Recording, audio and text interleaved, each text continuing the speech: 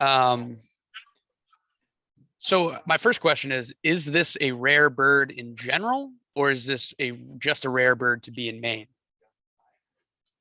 It's a rare bird for Maine. It's not super rare in its range, but it does. It's somewhat restricted. It occurs just from the Pacific coast, from California north through Gulf of Alaska down on the Russian shores south to Japan. So it's not like it's a found worldwide. It's just found in that one part of the world. So it's not one of these species that you can see anywhere, even in its historic range. But it has decent numbers within its native range. But here in Maine, yeah, super rare. Or actually anywhere outside of that range, that Pacific coast range, it is super rare. There's just been a handful of records outside of that area. And so in a span of less than 6 months, Maine has seen two pretty rare birds with roots in Eastern Asia. Obviously the stellar sea eagle back in March, and now the tufted puffin. Is there any correlation or set of circumstances that might explain this, or is it purely coincidence? It's hard to know with these kind of rarities. It is true that because of climate change, there's a lot of reshuffling of the deck of bird and other wildlife communities happening right now. And as stresses get difficult in sometimes in the native range, species may start prospecting outside of that area. It's hard, again, this is all just conjecture, but in the case of the puffin, the more open areas in the Arctic through the Northwest Passage could, theoretically have allowed a bird to wander through that area and to survive as it was sort of hopscotching across the northern range. So there's, again, conjectural reasons why you could imagine that to be the case, that it's not just purely coincidence that these two birds from similar parts of the world would end up here. But that's the beauty of bird watching, is these mysteries are probably never will be, known. And so, it makes it exciting and fun because we don't always know the answer to those questions.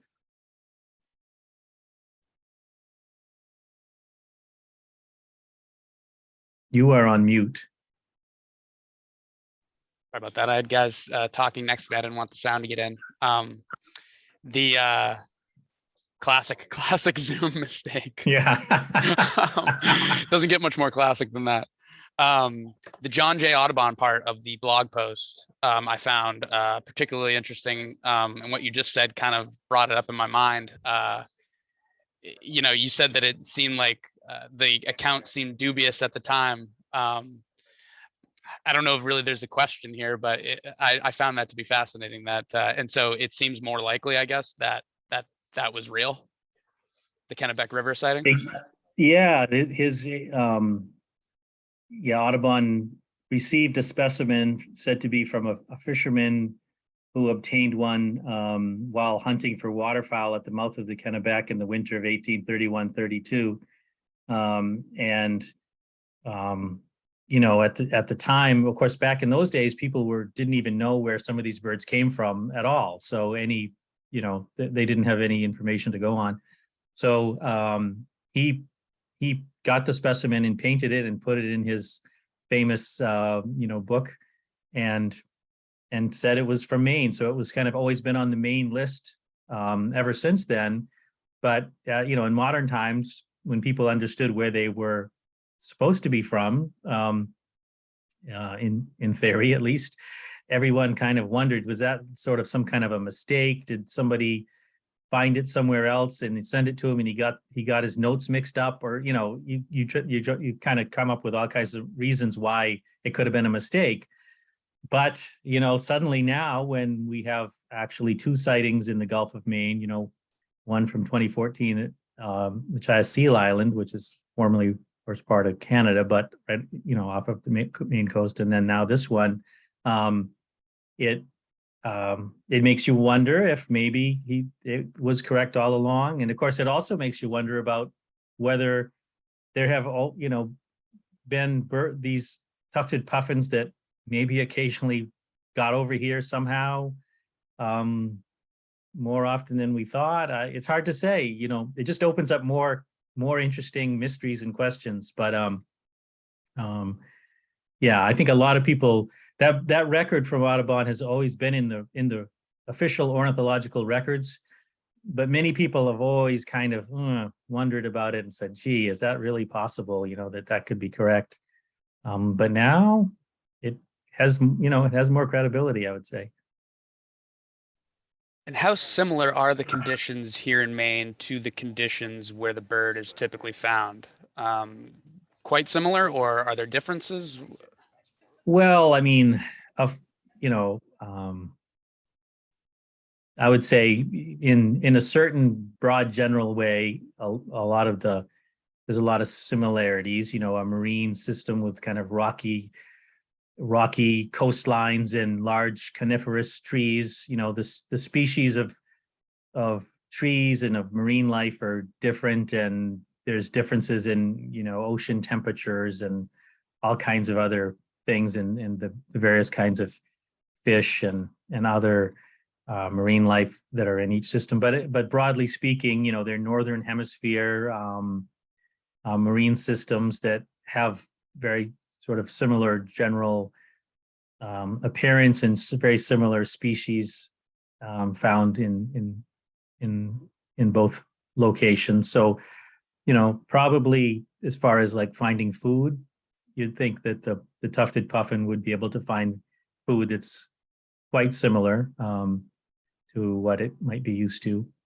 I mean, even if you think in the Pacific area where it's from, the area from northern California to Alaska, that whole stretch is quite different from north to south. And then if you swing it all the way around to Siberia and Japan, that gets even further. So there is quite a bit of variability within their normal range even. But in the general sense, it's got some, many similarities to a place like the Maine coast, northern hemisphere sorts of marine systems. And are conditions livable here for the bird? I think how long would you expect it to stay? It might be too much of a guessing game, but could this bird stick around for a while? Well, yeah, getting out on a limb further and further with our guesses and conjecture, but puffins are generally long-lived seabirds.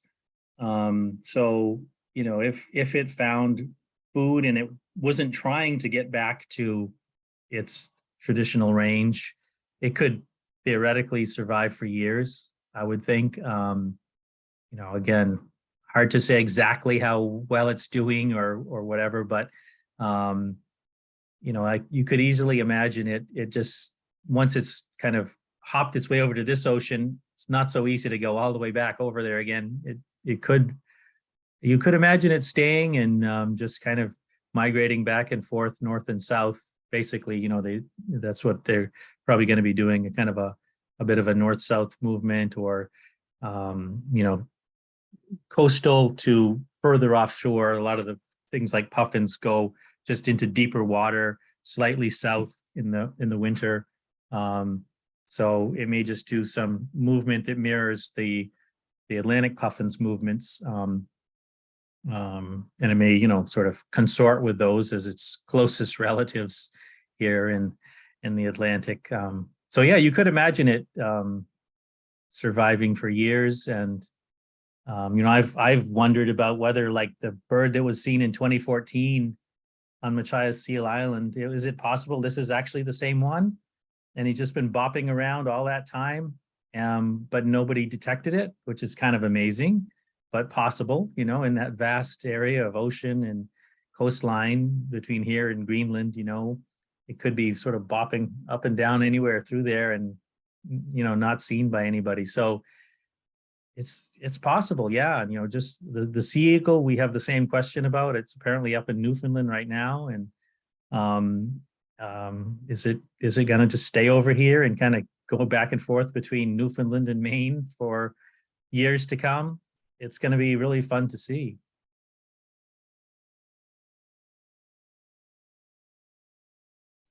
You mentioned the Atlantic puffin, and that was an interesting idea to me that it could just potentially start living with the Atlantic puffins because they're the closest.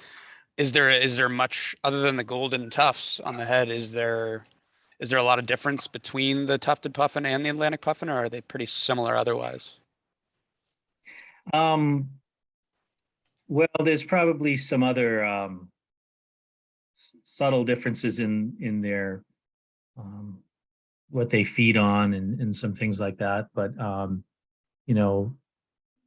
generally speaking, they probably have fairly similar lifestyles, but life histories, as being a bird that takes a number of years to reach breeding age, and he only raises like 1 or 2 young a year, and kind of very dependent on